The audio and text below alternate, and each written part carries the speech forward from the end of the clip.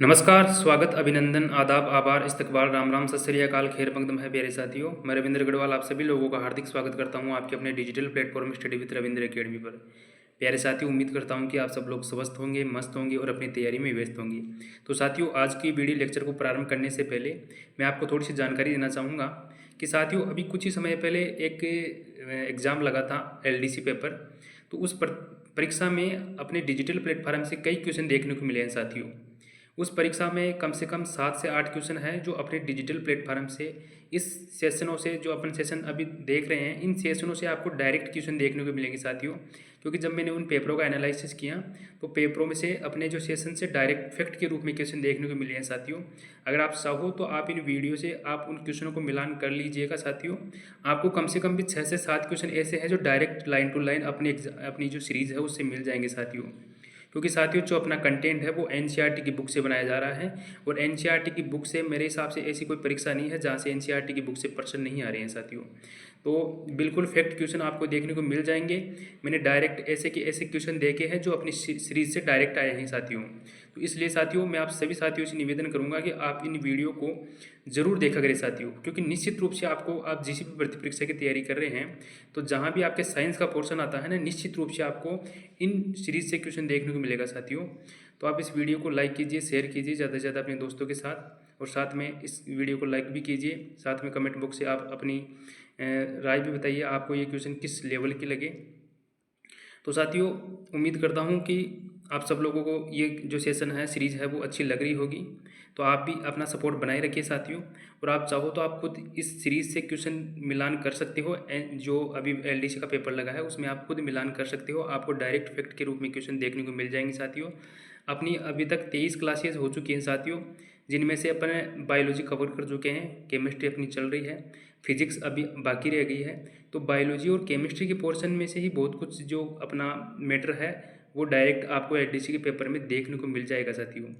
तो साथियों, शुरुआत करते हैं आज की वीडियो लेक्चर की। आज का जो साथियों अपना टॉपिक है वो है कि दैनिक जीवन में रसायन, यानी अम्ल, सार और लवण, इनसे जितने मोस्ट सिलेक्टिव क्वेश्चन हो सकते थे मैंने इस वीडियो लेक्चर में ऐड किए हैं। तो आप इस वीडियो लेक्चर के अंत तक बने रहिए। शुरुआत करते हैं आज की वीडियो लेक्चर की। पहला क्वेश्चन है, अंगूर व इमली में कौन सा अम्ल पाया जाता है? ऑप्शन है एसिटिक अम्ल, साइट्रिक अम्ल, टार्टरिक अम्ल, एस्कोर्बिक अम्ल। तो साथियों, अंगूर व इमली में टार्टरिक अम्ल पाया जाता है साथियों। आप सभी लोगों को पता होगा, ऑप्शन सी इसका राइट आंसर होगा। अंगूर व इमली में टार्टरिक अम्ल पाया जाता है।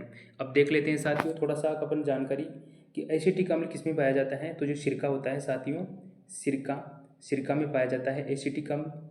और साइट्रिक अम्ल किस में पाया जाता है? जो नींबू वर्गीय फल होते हैं उन सभी में सिट्रिक अम्ल पाया जाता है। इसी के साथ ही जो टार्टरिक अम्ल मैंने बताया अंगूर इमली में पाया जाता है। और इसके अलावा जो एस्कोर्बिक अम्ल होता है वो टमाटर में पाया जाता है साथियों। किस में पाया जाता है? टमाटर में पाया जाता है एस्कोर्बिक अम्ल।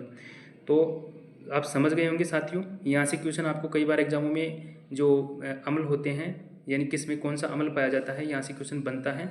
तो आप अच्छे से समझ लीजिए साथियों। तो इस क्वेश्चन का राइट आंसर होगा option C is the right answer. Tartaric अम्ल पाया जाता है अंगूर व इमली में। और साथियों, आप कमेंट बॉक्स में जवाब देना कि जो सेब होता है, सेब में कौन सा अम्ल पाया जाता है। आपको कमेंट करके इसका जवाब देना है कमेंट बॉक्स में साथियों। चलते हैं नेक्स्ट क्वेश्चन की तरफ। लाल चींटियों के डंक में कौन सा अम्ल होता है? ऑप्शन है एसिटिक अम्ल, कार्बोलिक अम्ल, फार्मिक अम्ल, ए व डी दोनों। तो साथियों, लाल चींटियाँ जो होती हैं, जैसे मधुमक्खियाँ हैं, या जो जिनके काटने से अपने को मतलब जहाँ सूजन आ जाती है या अपने ब्लड में मतलब हमारे को दर्द भी होता है काटने वाली जगह पे, तो वो लाल चींटियाँ होती है जिनके डंक में क्या पाया जाता है साथियों? फार्मिक अम्ल पाया जाता है। उन फार्मिक अम्ल जब वो क्या करती हैं, जब अपने को काटती है तो वो अपने डंक के माध्यम से हमारे शरीर में फार्मिक अम्ल छोड़ देती है साथियों। और फार्मिक अम्ल का सूत्र है साथियों HCOOH। कई बार एग्जामों में आया हुआ क्वेश्चन है। तो साथियों, जो फार्मिक अम्ल होता है वो लाल चींटियों के डंक में पाया जाता है साथियों। तो ऑप्शन सी इसका राइट आंसर होगा साथियों। नेक्स्ट क्वेश्चन की चर्चा करते हैं। निम्नलिखित में से किस अम्ल को अम्लों का राजा कहा जाता है? ऑप्शन है कार्बोलिक अम्ल, ऑप्शन बी है फास्फोरिक अम्ल, ऑप्शन सी है नाइट्रिक अम्ल और ऑप्शन डी है सल्फ्यूरिक अम्ल। तो साथियों, जो सल्फ्यूरिक अम्ल होता है वो सभी अम्लों का राजा होता है साथियों। यानी जो H2SO4 सल्फ्यूरिक अम्ल है उसे अम्लों का राजा कहा जाता है। और साथियों, ये एक जो मतलब खनिजों में पाए जाने वाला अम्ल है, यानी जो खनिज वाले अम्ल है, आपको पता होगा साथियों, एक तो HCl है जो खनिज अम्ल है, एक H2SO4 है जो कि खनिज अम्ल है। ये खनिज अम्लों की श्रेणी में आते हैं साथियों। और कार्बोनिक अम्ल के रूप में जैसे एसिटिक अम्ल है, ये कार्बनिक अम्लों के रूप में पाए जाते हैं साथियों। तो ऑप्शन डी इसका राइट आंसर होगा।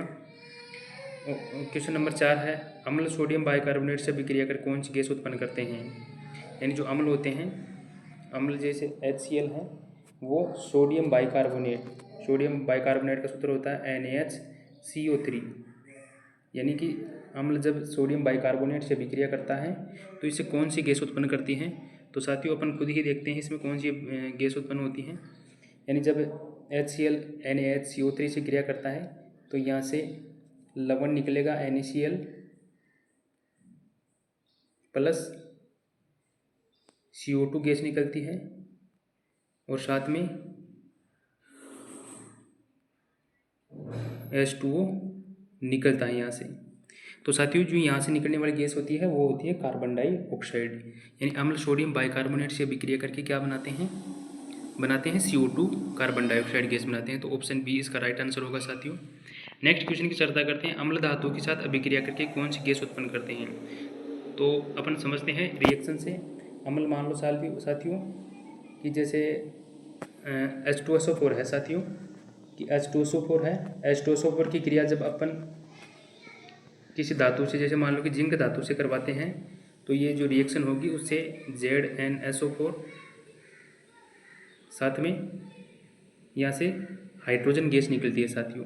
क्योंकि ये जो जिंक है वो सल्फर के साथ जुड़कर H2SO4 बना लेता है और साथ में यहाँ से H2 गैस यानी हाइड्रोजन गैस है वो निकल जाती है अलग से रिएक्शन होने के बाद में साथियों। तो हाइड्रोजन गैस निकलती है इस रिएक्शन के दौरान। तो इसका जो राइट आंसर होगा साथियों, option B is the right answer. Hydrogen gas होती है जो कि अम्ल और धातु के साथ अभिक्रिया के दौरान उत्पन्न होने वाली गैस है साथियों। नेक्स्ट क्वेश्चन है, निम्न में से कौन सा मानव निर्मित सूचक है।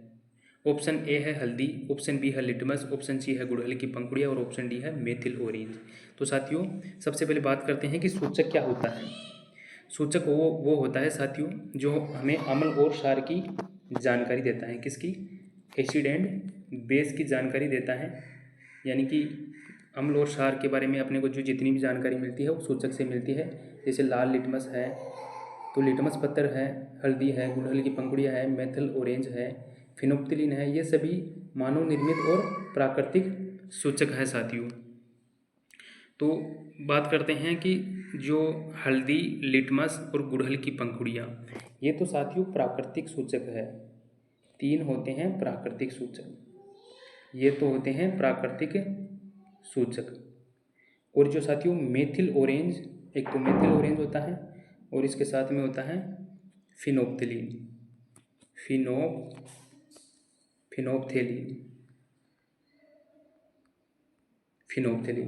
मेथिल ऑरेंज और फिनोप्थिलीन ये तो होते हैं कृत्रिम सूचक।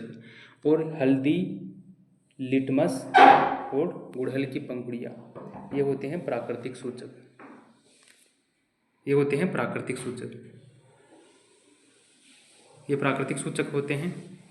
तो इसका जो राइट आंसर होगा साथियों वो होगा ऑप्शन डी इसका राइट आंसर। ऑप्शन डी इसका राइट आंसर होगा साथियों, ऑप्शन डी इसका राइट आंसर होगा। नेक्स्ट क्वेश्चन की चर्चा करते हैं कि निम्न में से सोरे का अम्ल है,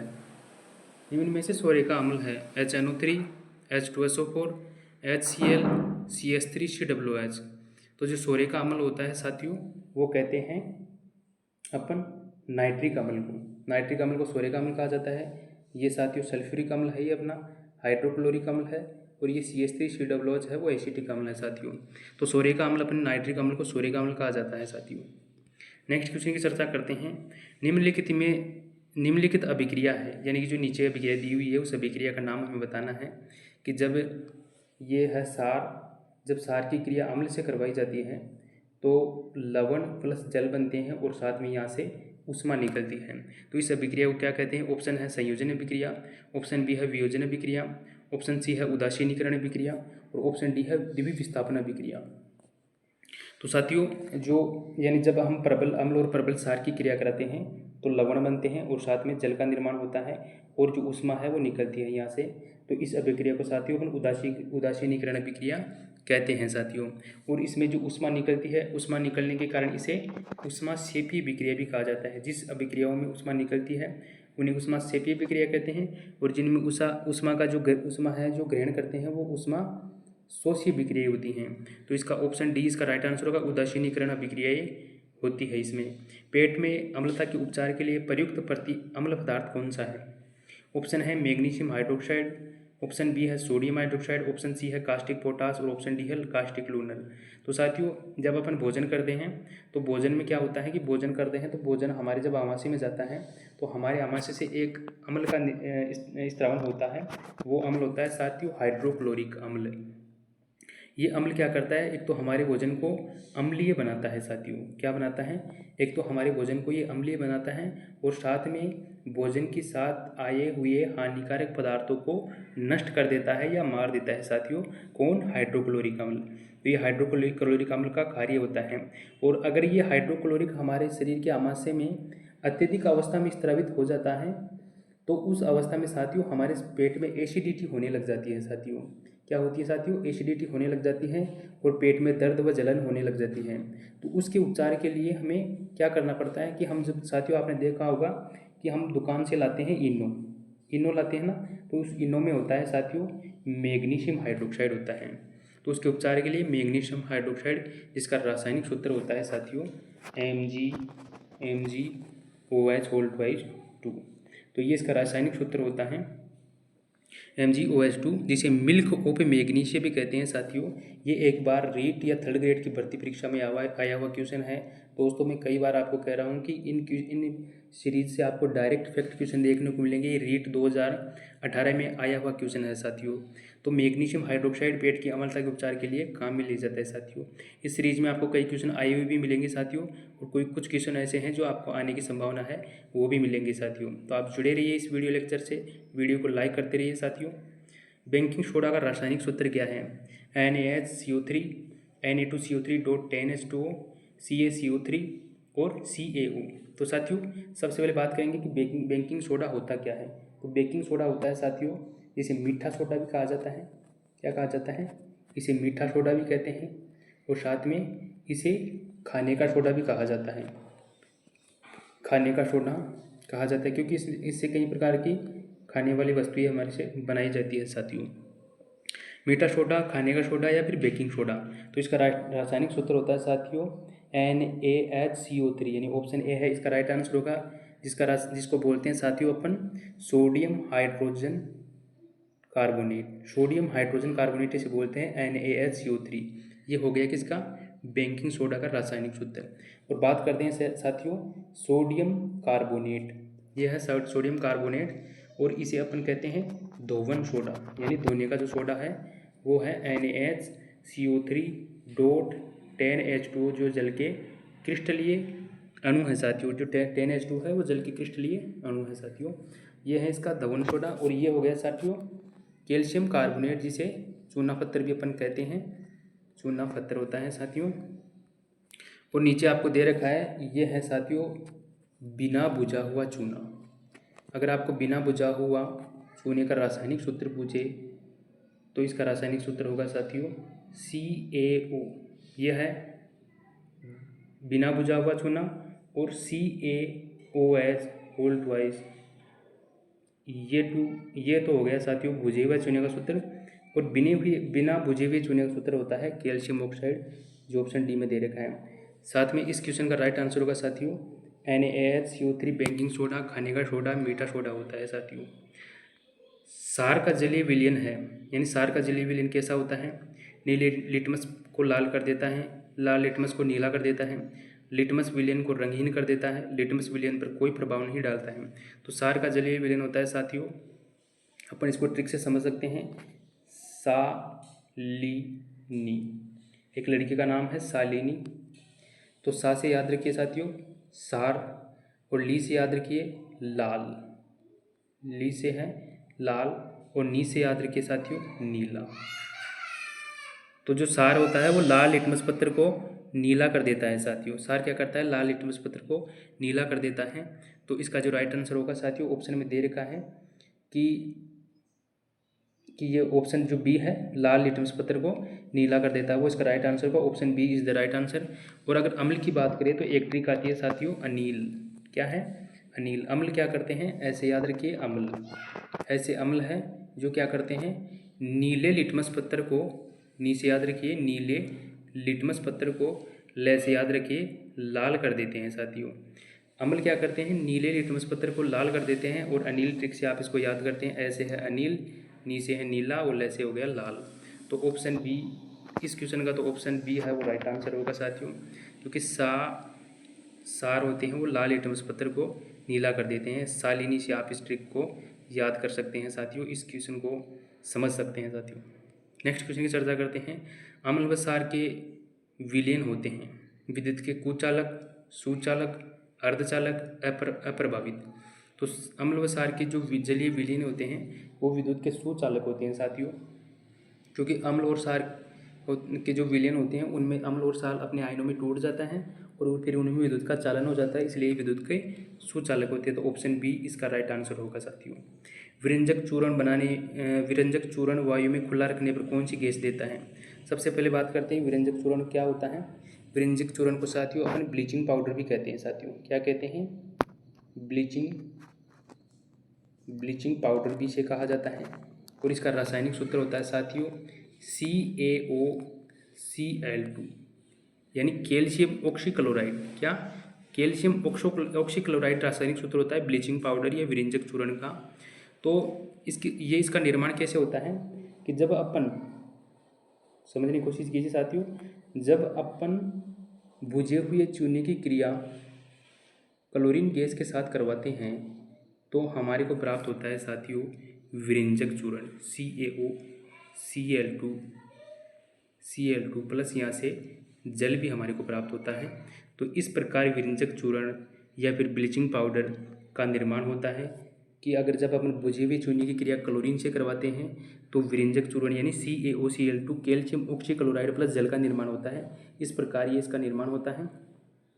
और जब अपन इस कैल्शियम ऑक्सीक्लोराइड यानी विरंजक चूर्ण को वायु में खुला छोड़ देते हैं तो वापस ये क्रिया हो जाती है, खुला छोड़ने पर वापस ये क्रिया हो जाएगी, यानी ये CaOH2 बिना बुझा हुआ चूना में और Cl2 में वापस रूपांतरित हो जाएगा। तो Cl2 गैस अपने को वापस, यानी कि ये क्रिया है वो खुला रखने पर वापस ये क्रिया इस साइड में वापस ये संपन्न होती है, तो Cl2 गैस अपने को प्राप्त होती है। यही क्वेश्चन में पूछा जा रहा है कि कौन सी गैस प्राप्त होती है, तो ऑप्शन सी में जो Cl2 गैस है, क्लोरीन गैस अपने को प्राप्त होती है साथियों। तो इस क्वेश्चन का राइट आंसर होगा option C is the right answer. Chlorine gas है वो प्राप्त होती है विरंजक चूर्ण को खुले में छोड़ने पर साथियों। ब्रोस्टैंड व लोरी के उदाहरण के अनुसार अम्ल होते हैं प्रोटोन ग्राही, प्रोटोन दाता, इलेक्ट्रॉन ग्राही, इलेक्ट्रॉन दाता। तो साथियों ये वैज्ञानिक है दो, ब्रोस्टैंड व लोरी, इन्होंने अम्ल व सार की अवधारणा दी थी। तो इन्होंने कहा था कि अम्ल वे होते हैं जो प्रोटोन दाता होते हैं, अम्ल वे होते हैं जो प्रोटोन दाता होते हैं, जबकि सार वे होते हैं जो प्रोटोन ग्राही होते हैं। प्रोटोन ग्राही होते हैं, प्रोटोन दाता होते हैं अम्ल और प्रोटोन ग्राही होते हैं सार।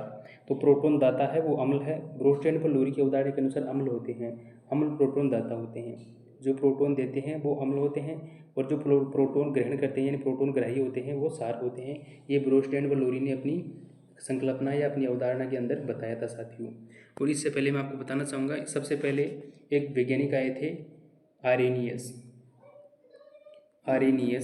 एक वैज्ञानिक आए थे जिन्होंने बताया था कि अम्ल वे होते हैं जो जलीय विलयन में H+ आयन देते हैं। जो जलीय विलयन में H+ आयन देते हैं वो अम्ल होते हैं, जबकि जो जलीय विलयन में OH- आयन देते हैं वो सार होते हैं।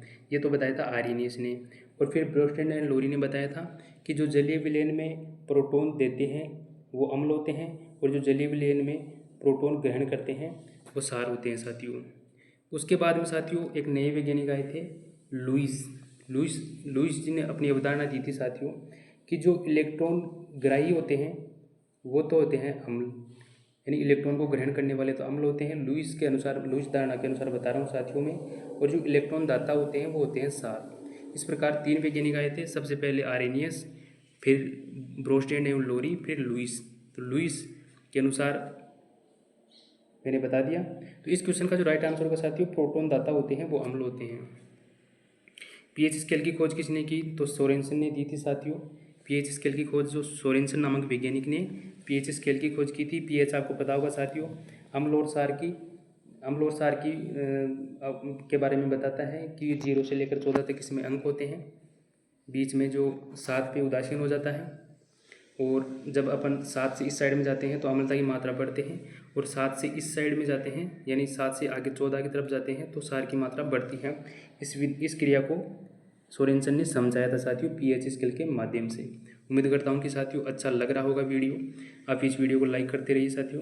प्लास्टर ऑफ पेरिस का रासायनिक सूत्र है, तो साथियों प्लास्टर ऑफ पेरिस का रासायनिक सूत्र होता है CaSO4.12H2।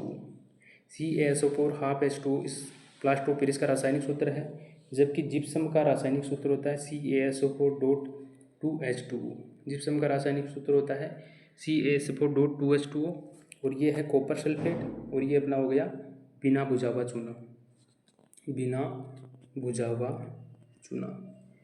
बुझा हुआ चूना हो गया कैल्शियम ऑक्साइड, जो मैंने भी पहले ही बताया था, बुझा हुआ चूना। तो साथियों एक बार फिर से बताना चाहूँगा, ये तो CaSO4.12H2 plaster of Paris, CaSO4.2H2 gypsum का सूत्र है, कॉपर सल्फेट का सूत्र है, और बिना बुझा हुआ चूना कैल्शियम ऑक्साइड है साथियों। नेक्स्ट क्वेश्चन है, अग्निशामक यंत्र बनाने में निम्न पदार्थ का प्रयोग किया जाता है। जब आप अग्निशामक यंत्र बनाते हैं तो किस पदार्थ का प्रयोग करते हैं? ऑप्शन है sodium carbonate, sodium hydrogen carbonate, plaster of Paris, या फिर सोडियम क्लोराइड। तो सोडियम हाइड्रोजन कार्बोनेट, जैसे मैंने भी बताया था, खाने का सोडा या फिर बेकिंग सोडा भी इसे कहा जाता है साथियों। तो इसका प्रयोग अपन अग्निशामक यंत्र बनाने में करते हैं साथियों। नेक्स्ट क्वेश्चन है, मिसेल निर्माण में हाइड्रोकार्बन पूंछ होती है। तो साथियों जब आप साबुन को यूज लेते हैं तो जो उसमें मिसेल का निर्माण होता है वो अंदर की तरफ होता है साथियों। मिसेल किस तरफ होता है? मिसेल में हाइड्रोकार्बन की जो पूंछ होती है वो अंदर की तरफ होती है साथियों। ऑप्शन ए इसका राइट आंसर होगा साथियों, साबुनीकरण की क्रिया में होता है साथियों। कपड़ों तथा बर्तनों को साफ करने के लिए प्रयुक्त डिटर्जेंट होता है साथियों, जो अपमार्जक होता है। अपमार्जक को डिटर्जेंट कहते हैं, अपमार्जक को डिटर्जेंट कहा जाता है साथियों। तो जो कपड़ों तथा बर्तनों को साफ करने के लिए डिटर्जेंट होता है उसमें सल्फोनेट पाया जाता है साथियों। क्या पाया जाता है? सल्फोनेट। तो बी इसका राइट आंसर होगा, सल्फोनेट डिटर्जेंट में पाया जाता है। ऑप्शन डी है, किसके साथ कास्टिक सोडा को उबालकर साबुन तैयार किया जाता है? एल्कोहल, मिट्टी के तेल, ग्लिसरीन, या फिर वसा। तो साथियों जो वसा होती है उसके साथ कास्टिक सोडा को उबालकर साबुन तैयार किया जाता है। तो साथियों आज का वीडियो लेक्चर अपना यहीं समाप्त होता है। उम्मीद करता हूँ कि आपको सारे क्वेश्चन बिल्कुल अच्छे से समझ आए होंगे, बेहतरीन तरीके से समझ आए होंगे। वीडियो को अगर अच्छा लगा है तो लाइक करके ज़रूर जाइए साथियों। आपके प्यार और सपोर्ट के बिना कुछ भी नहीं है। आप सभी लोग अपना प्यार और सपोर्ट इस डिजिटल प्लेटफॉर्म पे बनाए रखिए साथियों। मैं पूरी मेहनत से आपके लिए बहुत अच्छे कंटेंट लाने की कोशिश करता हूँ। तो आप भी अपना प्यार और सपोर्ट ज़रूर बनाए रखिए साथियों, और पूरा सपोर्ट करें ताकि मुझे भी मोटिवेशन मिले और मैं आपके लिए बेहतर से बेहतर कंटेंट लेकर आऊँ साथियों। तो मिलते हैं साथियों नेक्स्ट सेशन में, तब तक के लिए टाटा बाय बाय साथियों।